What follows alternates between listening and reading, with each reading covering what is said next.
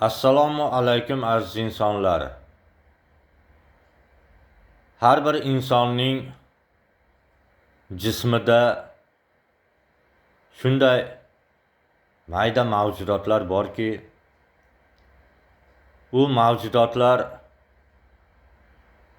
inson tiriklik chog'ida butun jismini har tomonlama chiritishga harakat qiladi. Inson o'lgandan so'ng qisqa vaqtda butun jismini chiritib yuboradi. Hattoki suyaklarni ham. Bu zamburug'lik kasallik shunday xususiyatlarga ega. Inson tiriklik chog'ida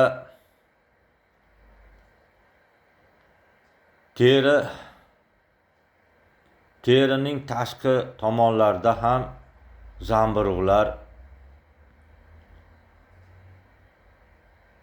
paydo bo'lib, insonni jismini chiritishga harakat qiladi. Terining har xil joylarida, hattoki quloq ichlarida, boshning tepa qismida, sochning ostidagi teri qismida, insonni boshqa teri a'zolarida, boshqa joylarida turli xil qo'tirga o'xshagan, o'sha qipiqqa o'xshagan chirindilar paydo qilib chiritishga harakat qiladi. Insonni oyoq qo'llarida tirnoq chirish kasalliklarini paydo qiladi. Qorason kasalligi paydo bo'ladi. Insonni suyaklarini chiritib yuboradi. Tiriklik chog'ida shunday kasalliklarni keltirib chiqaradi va yana insonni tishlarini qora dog' qilib chiritib yuboradi. Inson tiriklik chog'ida va ichaklarni va boshqa a'zolarni, o'pkalarni, umuman qisqa qilib aytganda insonni barcha jismini, hattoki suyaklarini ham tiriklik chog'ida chiritishga harakat qiladi. Turli xil ko'rinishda. Endi inson o'lgandan keyin ham mana shu zamburug'lar shunday xususiyatga egaki, juda qisqa vaqtda insonni jismini, tanasini chiritib yuboradi va hattoki suyaklarini ham qisqa vaqtda chiritib yuboradi. Zamburug'lar shunaqa xususiyatlarga ega. Endi bu zamburug'lik kasalliklarni inson tiriklik paytida davolab, yaxshi yashab, sog'lom bo'lib, uzoq umr kechirish uchun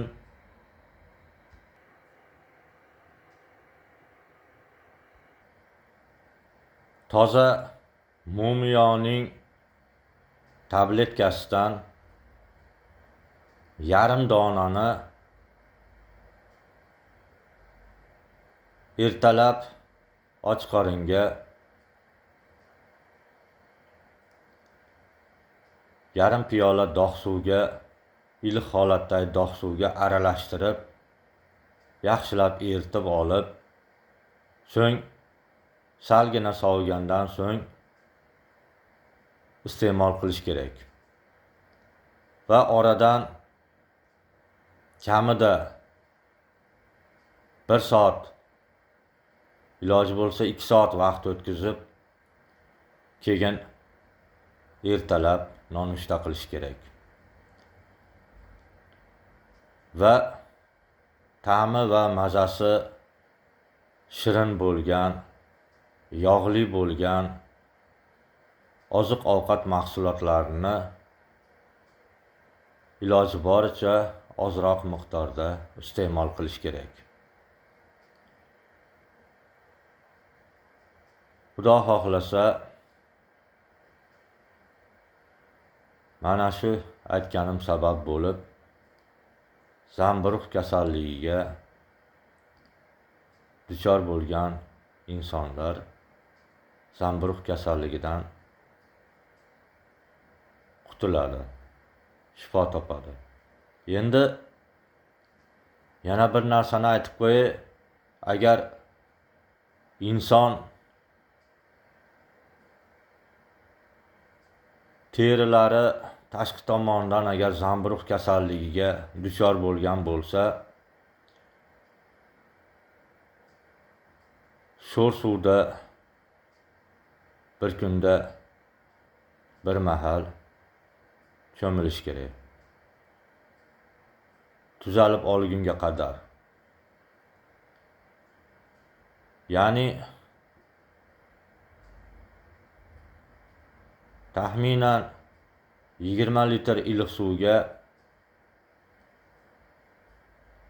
3-4 kilogramm tuzni solib, yaxshilab eritib olib, mana suvni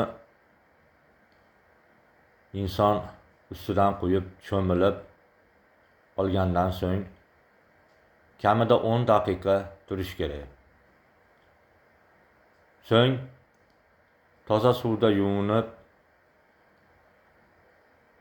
olish kerak. Agar zamburug'lar insonni tashqi tomoniga, terilariga ta'sir ko'rsatayotgan bo'lsa, agar insonni oyoq qo'llarida tirnoq chirish kasalligi paydo bo'lib, zamburug'lik kasallik paydo bo'lsa, mana shu aytgan holatimda sho'r suvni tayyorlab olib, mana shu sho'r suvga oyoq va qo'llarini solib 10 daqiqa turish kerak. So'ng sho'r suvdan chiqargandan so'ng ham 10 daqiqa turish kerak. Keyin esa toza suvda yuvib yuborsa bo'laveradi. Tishlarda qora dog', karies ko'rinishda zamburug'lar tishlarni chiritayotgan bo'lsa, bir kunda bir mahal sho'r suvda og'izlarini chayqab 10 daqiqa sho'r suvni og'iz bo'shlig'ida saqlab turish kerak. Va tashqariga chiqarib tashlab yuborgandan keyin ham 10 daqiqa hech narsa yemasdan, ichmasdan turish kerak. Undan keyin yeb ichsa bo'laveradi. Og'iz bo'shlig'idagi zamburug'lar sababli bo'lgan va tilda zamburug'lar sababli bo'lgan kasalliklar ham mana shu holatda tuzaladi, Xudo xohlasa. Barchangizdan Alloh rozi bo'lsin.